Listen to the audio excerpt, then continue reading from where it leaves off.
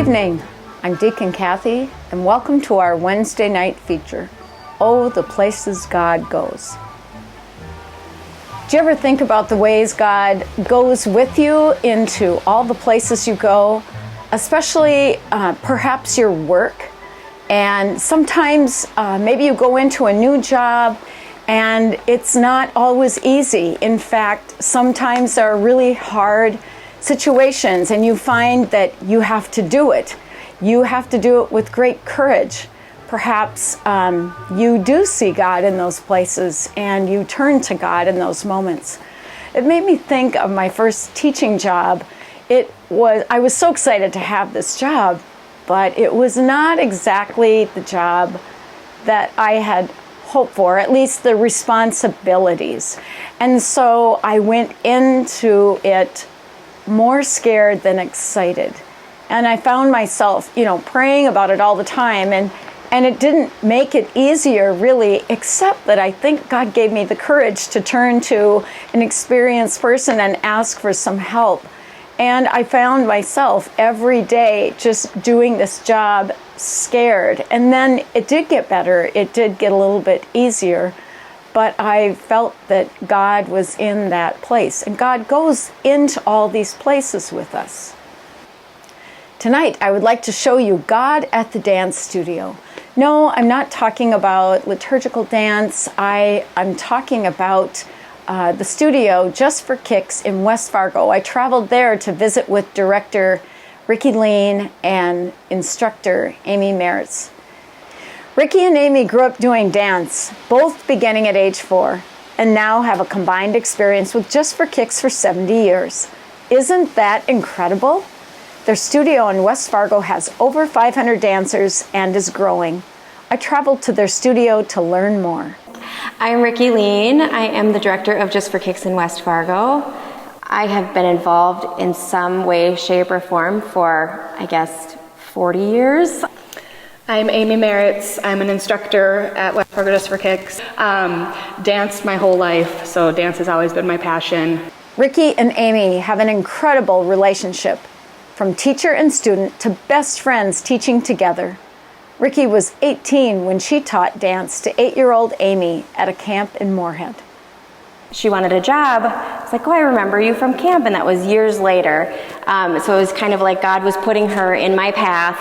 And right when she started assisting me, it was like we were peanut butter and jelly. Like we just meshed, and I just felt like this is the greatest team up that I have had through many different team ups and many assistants, and ours just worked, and I feel like we complement each other really, really well. Now we only have one class that we do together, and so that's kind of strange to me because it's like we work really well together, but we also are needed in two different places at the same time, and so I think it's kind of a double-edged sword, but I don't know, I think it's really cool to be able to come here and be like, I'm doing my favorite thing in the whole world with my best friend. Like it's not a job. Like it's fun. It's like, I don't know, it's cool to say that you love your job. As I sat visiting with Ricky and Amy, I saw God through Ricky and Amy's friendship. It's pretty special to have such a close friend, let alone to work with them. But where did they see God at the dance studio? I would say that I see God through, and I think sometimes when you work with kids, it's very easy to see God in the faces of little preschoolers who come in the door, and they might be a little bit scared, but they're trusting enough to come with me and do a dance class for 30 minutes and trust that their parent is going to come back for them, trust that I'm going to care for them. And I think just having that trust in others is how I see God in our little kids. And then as they get older, I think I see God in a lot of the moments when they're shining in front of people, when they have confidence, when their art and their athleticism come together and really make magic. I see it a lot too when girls are really like anxious or nervous to try a new skill or like perform, walk, that crazy nervous energy they have right before they walk on the floor. I'm like, okay, how's this going to turn out? but for whatever reason, they're able to settle themselves and just go for it, you know, and that's I think a moment that I'm like, oh yeah, that's definitely a moment that I see God with them, so. Ricky and Amy just touched on a big theme that runs through their whole program. That nervous, anxious energy that the girls feel, especially before a big performance. They have turned it into a mantra. Do it scared. I think like one of our biggest things that we always tell our high school team that we coach together is do it scared.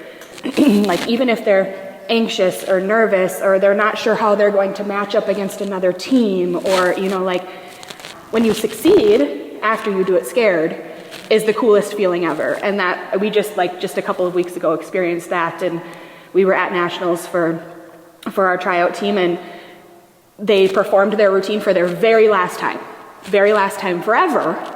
And we both started crying instantly. We didn't even get off the floor. And then we met them they had gotten off the floor and they were all crying.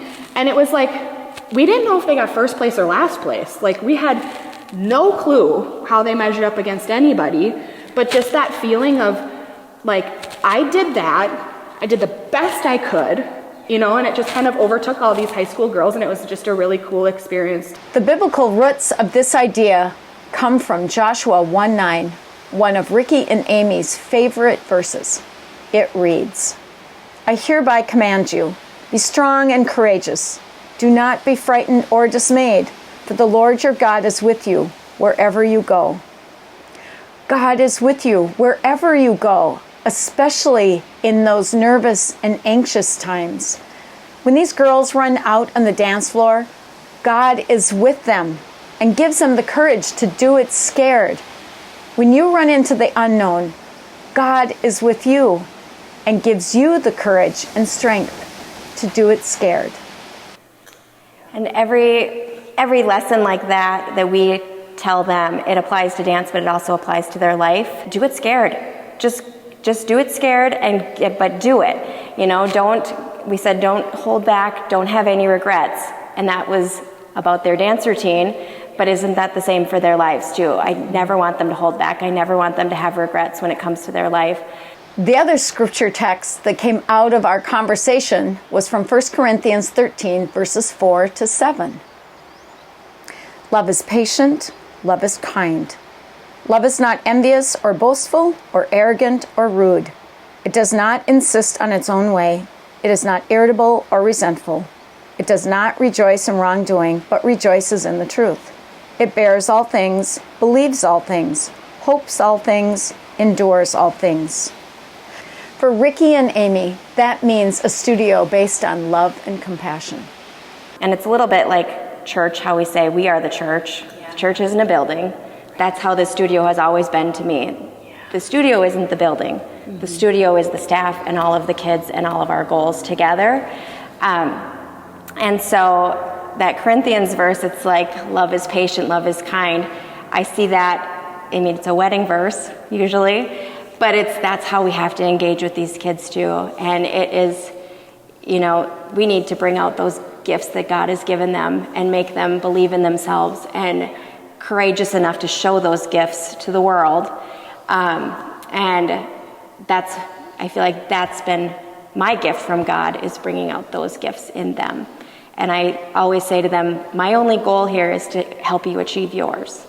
And so that's my only goal, is just to make these dancers into good humans. And that's it. God is at the dance studio through leaders like Ricky and Amy, instilling values like friendship, courage, kindness, love, and self-respect in all the dancers who come through the studio. Before we wrap up tonight, I'd like to share one more thing that Ricky mentioned that I thought we should all think about.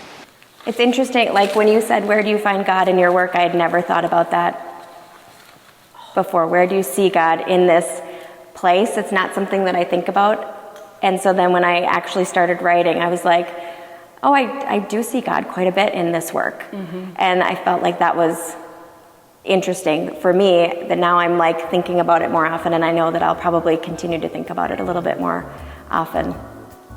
So as you go back to work, I encourage you to look around and see God, and I promise you will see, oh, the places God goes.